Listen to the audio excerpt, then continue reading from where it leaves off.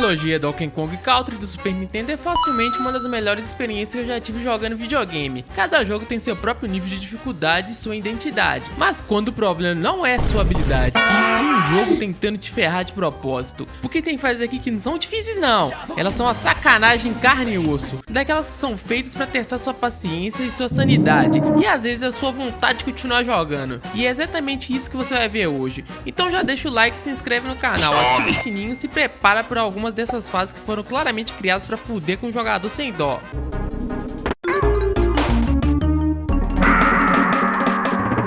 A gente começa com Donkey Kong Country 1, o verdadeiro terror psicológico da criançada dos anos 90, a lendária, maldita fase do carrinho. Você já inicia pulando dentro do vagão, e por alguns segundos parece que vai ser tranquilo. Só parece, porque logo em seguida o jogo vira pra você e fala, agora se vira. O carrinho vem em alta velocidade, os trilhos começam a aparecer todos quebrados, e você é obrigado a pular no reflexo. Não dá tempo de pensar, não dá tempo nem de respirar, é só pulo, pulo e desespero. Teve uma hora ali que meu cérebro simplesmente desligou, então é só descer vazado. E sempre existe aquela chance deliciosa de você errar um pulo por milímetros. Aí o jogo resolve piorar tudo, começam a aparecer aqueles carrinhos tombados só pra atrapalhar ainda mais a sua vida. E pra completar o pacote de sacanagem, surge os Kremlins na contramão correndo direto pra te descer o braço. Não teve esquiva, não teve reação, só tomei um atropelo bonito. E quando você acha que acabou o jogo, guarda o pior parte pro final, uma sequência de carrinhos pra pular tudo em alta velocidade e tudo no limite. E aí no último segundo, como se fosse uma piada interna dos desenvolvedores, um Kremlin voa na sua direção só pra tentar te matar na saída. Aí a gente chega na fase da neve, e aqui a parada começa a ficar bem mais séria. Primeiro porque o chão já tá escorregadio, então qualquer passo errado vira um convite pra merda. Mas o jogo não se contenta só com isso não. Conforme a fase avança, começam as sacanagens oficiais. Do nada surgem aqueles barris rápidos e giratórios, vindo em sequência, sem te dar tempo nem de respirar. Você tenta se posicionar, tenta mirar e o jogo fala, não, tenta de novo. E pra ajudar ainda mais, começa a cair neve na tela, atrapalhando totalmente sua visão. E se você for um cara com estigmatismo igual eu, meu amigo, pode se preparar pra apanhar igual mulher de bandido nessa fase, porque a chance de você errar um disparo é gigantesca. Você mira no barril, a visão falha e o time sai errado. E quando você vê, acertou foi as abelhas. E aí não tem conversa, errou o tiro, tomou dano, caiu no buraco ou morreu de graça. Nas indústrias Crane Clock tem duas fases que, olha, só na misericórdia de Deus pra você passar sem sentir vontade de dar um soco na tela da TV. A primeira é a do Lago Imundo, que parece tranquilamente o esgoto da minha cidade. No começo ela te engana, parece que vai ser só mais uma fase aquática qualquer, nada demais. Só que no decorrer da fase, parece que entra um capeta bem no rabo dela, porque no momento que você menos espera, surge um inimigo do nada, só pra te fazer perder um Kong. Não tem aviso, não tem preparação,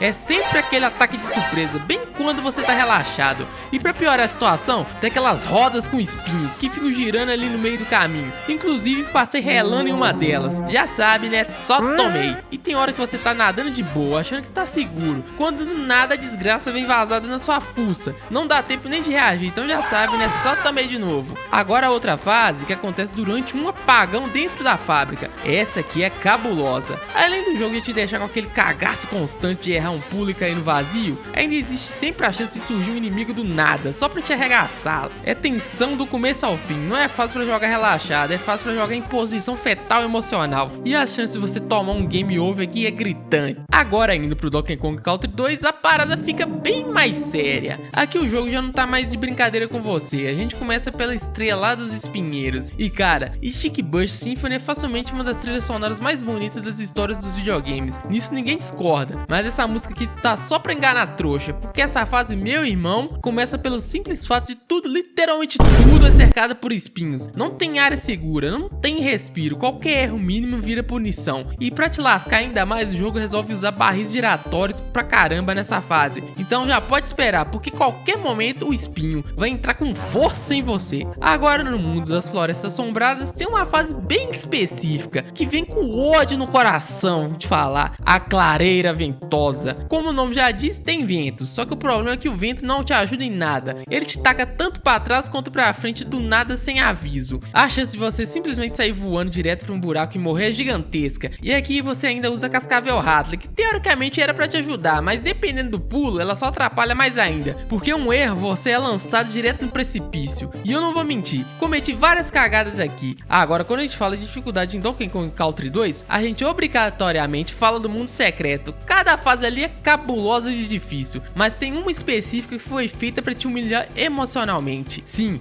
eu tô falando da Animal Hunt. Primeiro você começa controlando o Rambi, até aqui tá tranquilo, dá uma falsa sensação de segurança. Começa a dar uma complicada ali na parte do Enguarde e na parte do Skitter, bem tranquilo com ela, já que você fica soltando as teias e usando elas como plataforma. Agora, só que quando você chega na parte do Squawks, meu amigo, pode preparar porque o vento maldito retorna. Ele fica te tacando contra os inimigos e contra as paredes, te matando de formas mais sacanas possíveis. E ainda tem aquelas partes absurdas, onde você precisa passar entre as abelhas, sem nem saber para que lado o vento vai te empurrar. Aqui não é habilidade nenhuma, aqui é só sobreviver ao ódio do jogo que tem sobre você. Donkey Kong Country 3, comparado com os outros dois, não é lá muito difícil, mas claro, não podia sair ileso. Tem duas fases específicas aqui que são isso aqui mesmo. Começando por raios relâmpagos.